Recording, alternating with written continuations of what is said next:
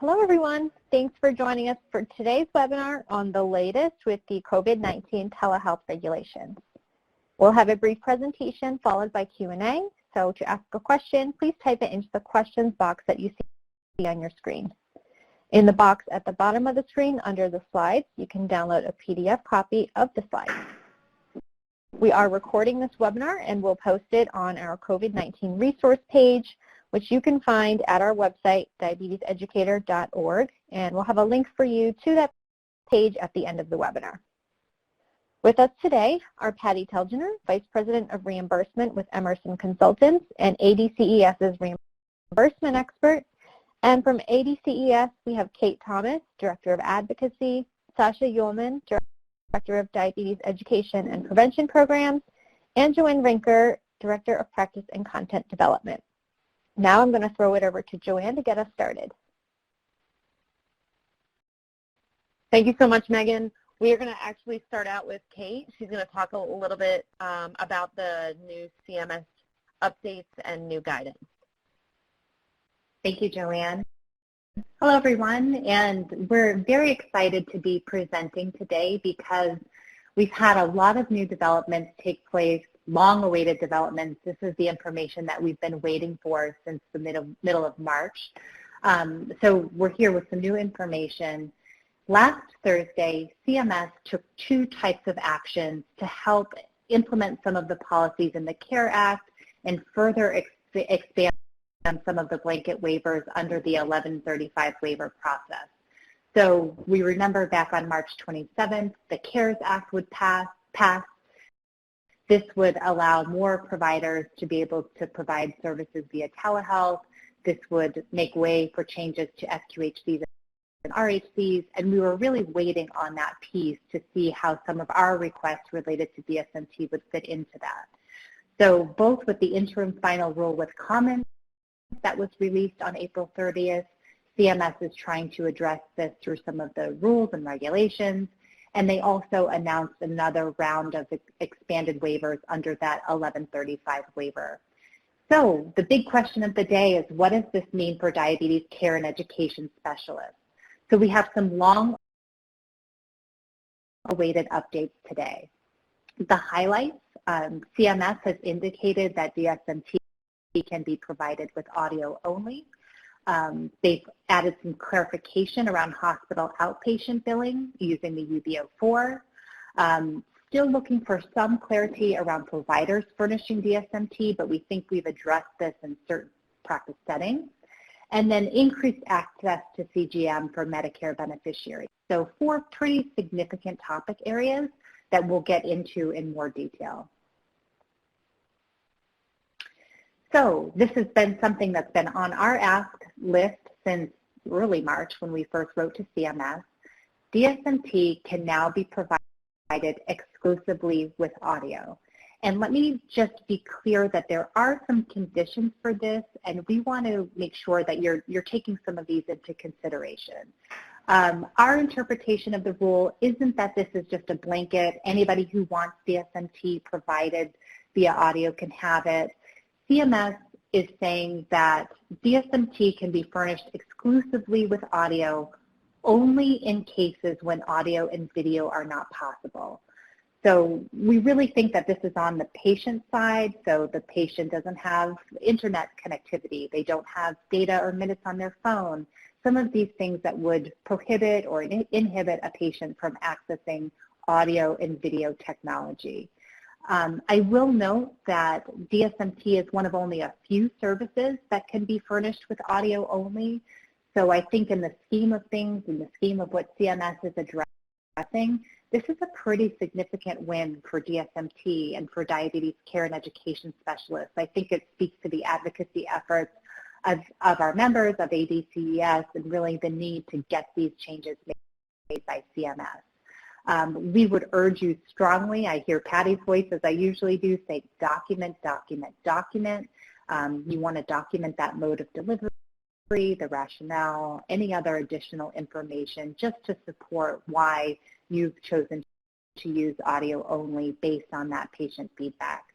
A few sources that we've been included in the slides if you need to take these back to your billing departments or your compliance teams. CMS has indicated on their list of Medicare telehealth services that GO 108 and GO 109 can be provided audio only. So you can consult that list. It's the first link in the sources.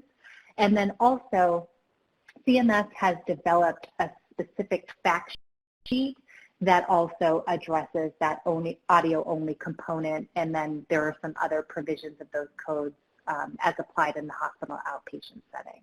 So that's a really big win for us.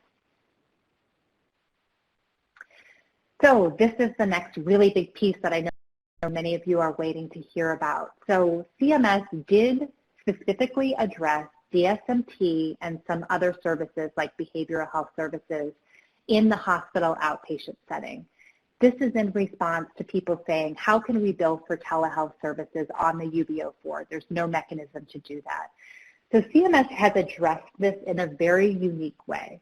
And what they said is DSMT furnished in the hospital by hospital clinical staff, including RNs and pharmacists, when it's provided in this way, the hospital should bill for these services as if they were furnished in the hospital, consistent with any requirements. So what does that mean? CMS is saying that DSMT services can be provided in the hospital outpatient setting remotely to a patient in the patient's home, but what they're asking the hospital to do is make that patient's home a provider-based department to the hospital. That sounds very confusing, and believe me, we've been going through this for the past couple of days, and it is. But essentially what CMS is saying is that under their Hospitals Without Walls initiative, they're allowing hospital outpatient departments to consider the patient's home part of the hospital. So it just means that the patient's home is part of the hospital for the purposes of delivering services remotely. So I know it sounds very confusing, but CMS hasn't offered any specific guidance about how to make the patient's home a provider-based department. So there's no real hoops that you have to go through on that front at this point. We anticipate CMS may offer some additional guidance about making that designation, but there's nothing clear right now. So we believe you can begin billing the same way, seeing patients in the same way that you would using the UBO4. If that's what you're doing already, you can continue to do that. And so they're trying to keep it simple for providers. A few things: the patient must be a registered outpatient of the hospital. This typically means that they've registered with the hospital, that they're in their schedule, that they have a relationship with the hospital in that way. And obviously DSMT requirements, scope of practice requirements, none of those things have changed. It's really just making the mode of providing the service a little bit easier. So this is something we will provide links to all of the information that CMS has put out relative to DSMT in the hospital outpatient setting. And if you want to take that back to your billing departments, to your compliance teams to see what their interpretation is, CMS is pretty clear about specifically addressing DSMT. And this is our interpretation of the guidance. So again, if you want to talk it over with your compliance teams and your billing departments, but it does seem pretty clear. So to kind of summarize that, I hope I haven't confused people, but CMS is pretty much saying you can continue to do what you've been doing, billing in the way on the UBO4 that you've traditionally done.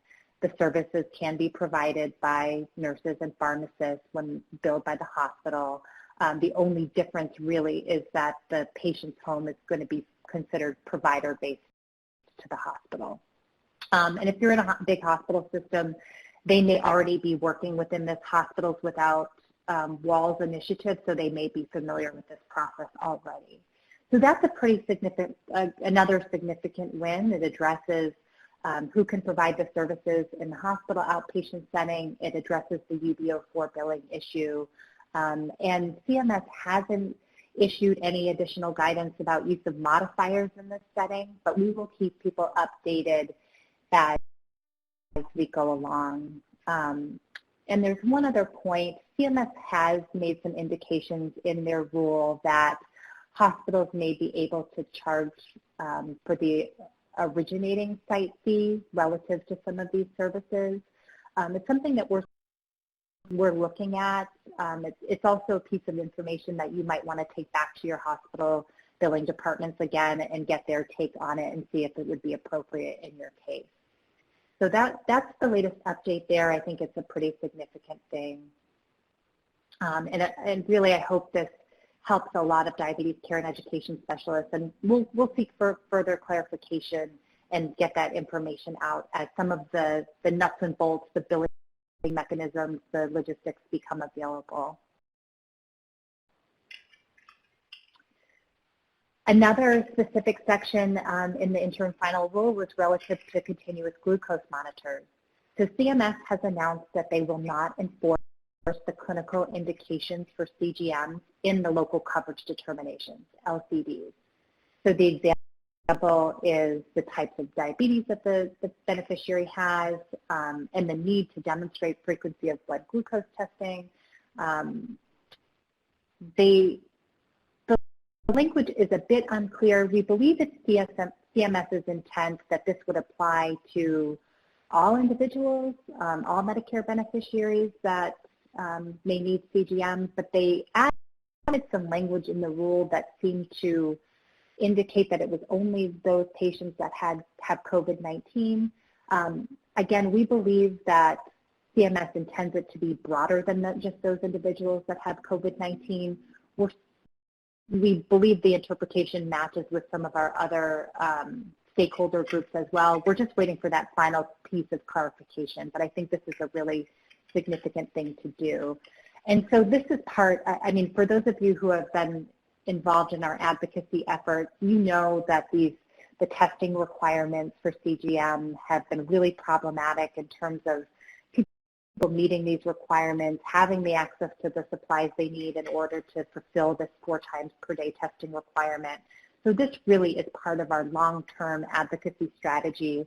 And though the change is only for the duration of the public health emergency, we really hope to extend this into something more permanent because we think that there can be some great benefit there. So we'll be regrouping. We continue to talk to CMS and to our stakeholder groups and our other partners about what we can do to make some of these changes lasting.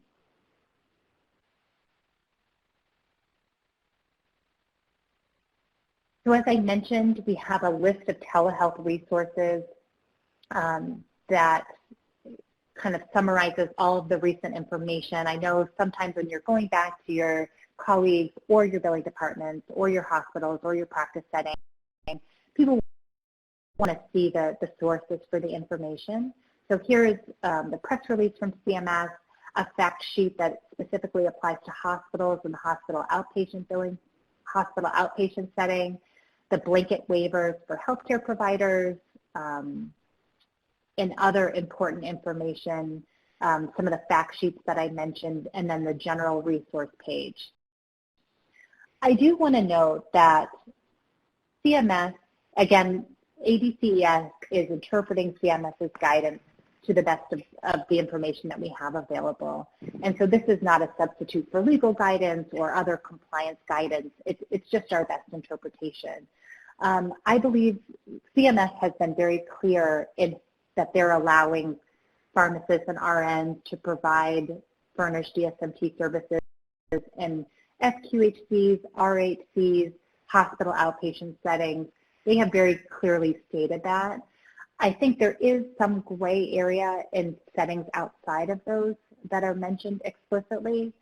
We believe it's CMS's intention to remove restrictions around people with diabetes accessing DSMT, although we are trying to seek some additional clarification. So again, we'll keep you updated as we learn more.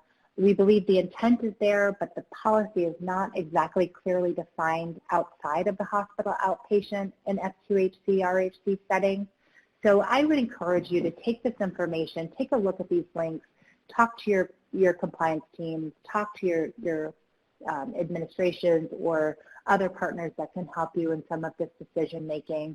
We continue to go back to CMS for clarification. We've already been back in touch with them. We're participating in all the CMS outreach calls and providing feedback where we can, and we will continue to keep you up to date on some of these developments as they occur. Again, Medicaid information comes up frequently, so here's some information on some great Medicaid resources if you're looking for that, and then advocacy. So I cannot reinforce enough how much your advocacy efforts made a difference. We were talking yesterday in that in 500 pages of rulemaking issued by CMS in the past month, DSMT was central to some of that rulemaking. And I think if you're talking about all the considerations the agency needs to make in this time of COVID-19, from COVID-19 testing to coverage to hospitals to skilled nursing facilities, they're covering a lot.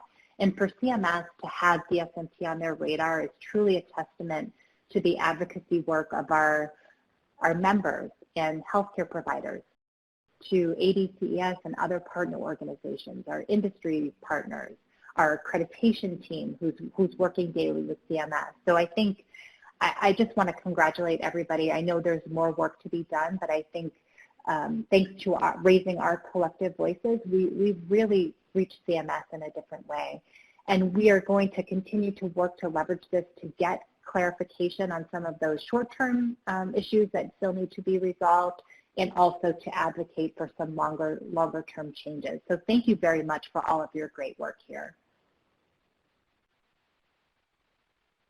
Thanks, Kate. So next I'm going to turn it over to Sasha just to talk a little bit about our Q&A sessions and where we're going from here.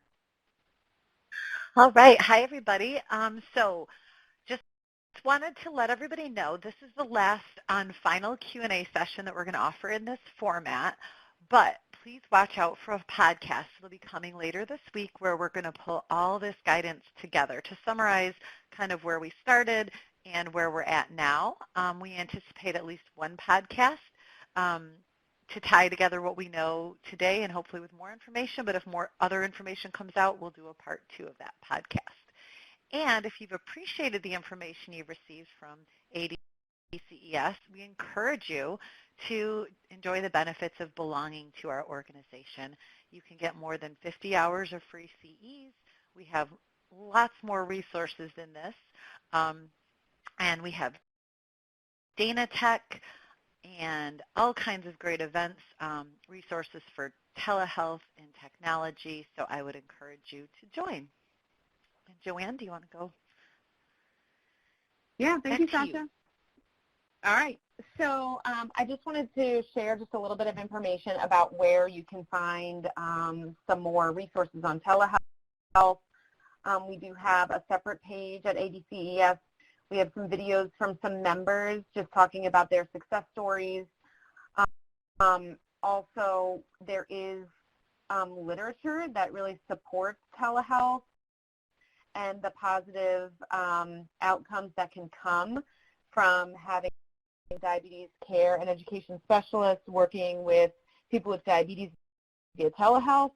Also systematic reviews, and just as an FYI, coming in 2020, there will be an update to Deb Greenwood and others' systematic review of reviews coming later this year.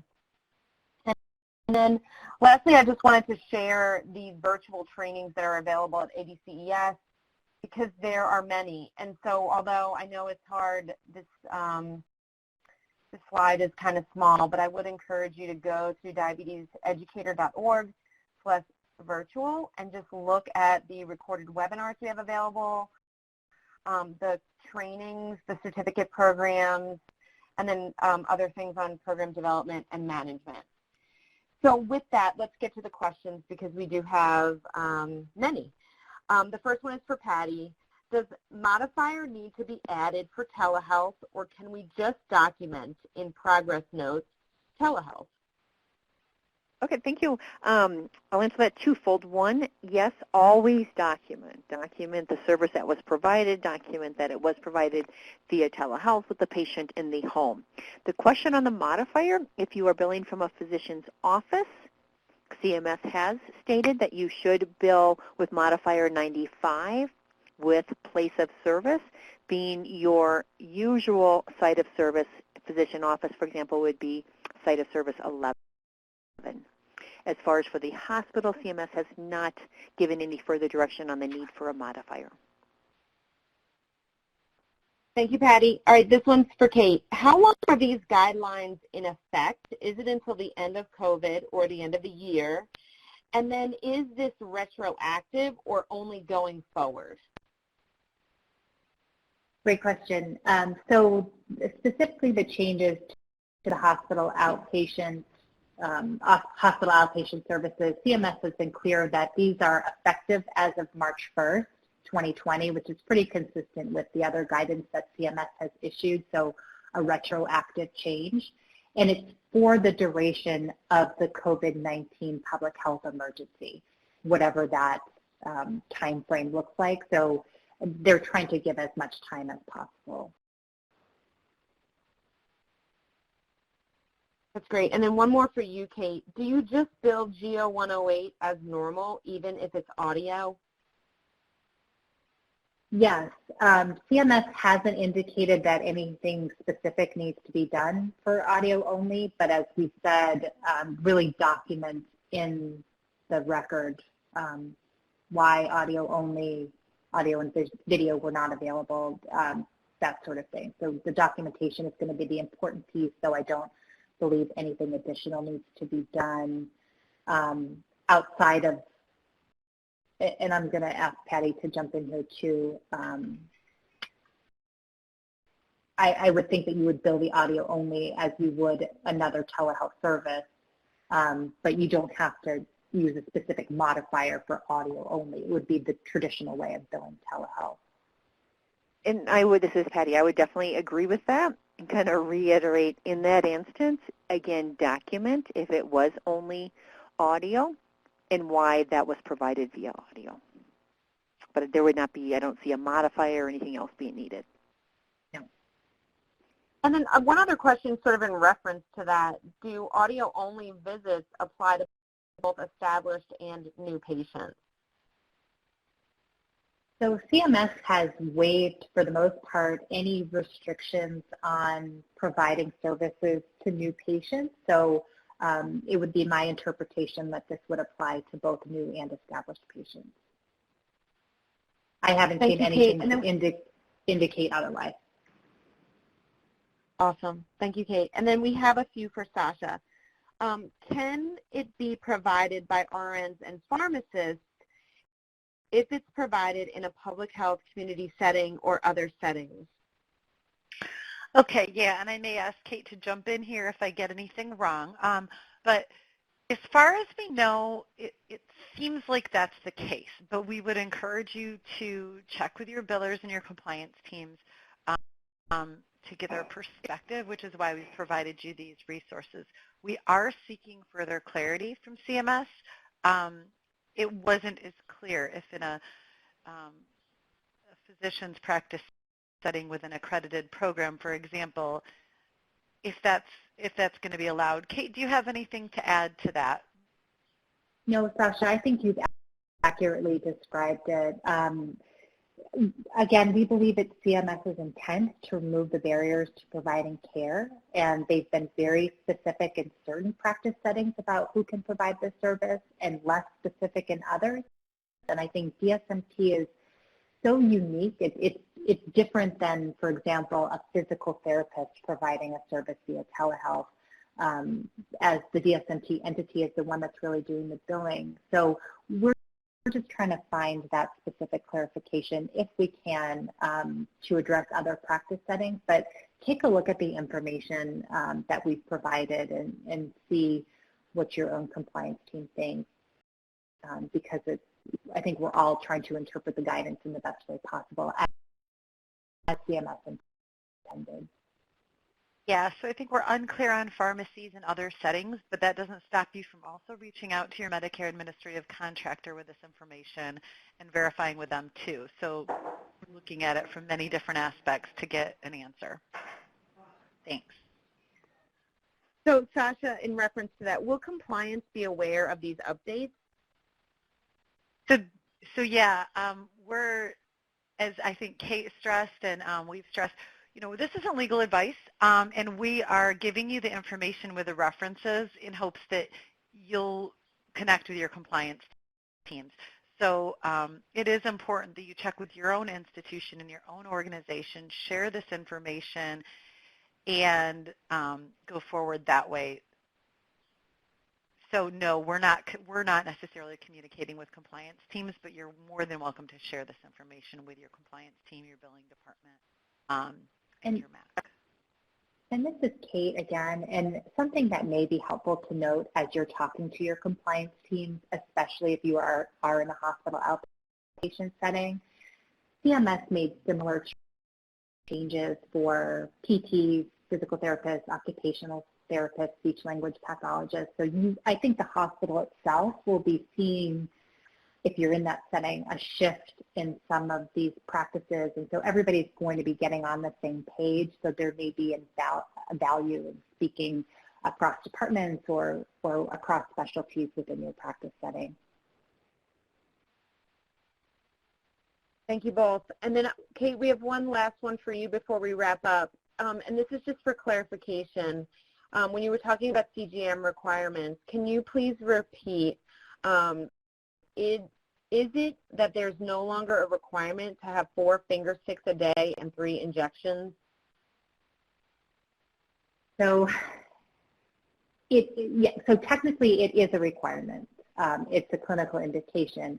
What CMS has said is they're not enforcing the clinical indication. So right now they're allowing people to bypass those requirements to get CGM.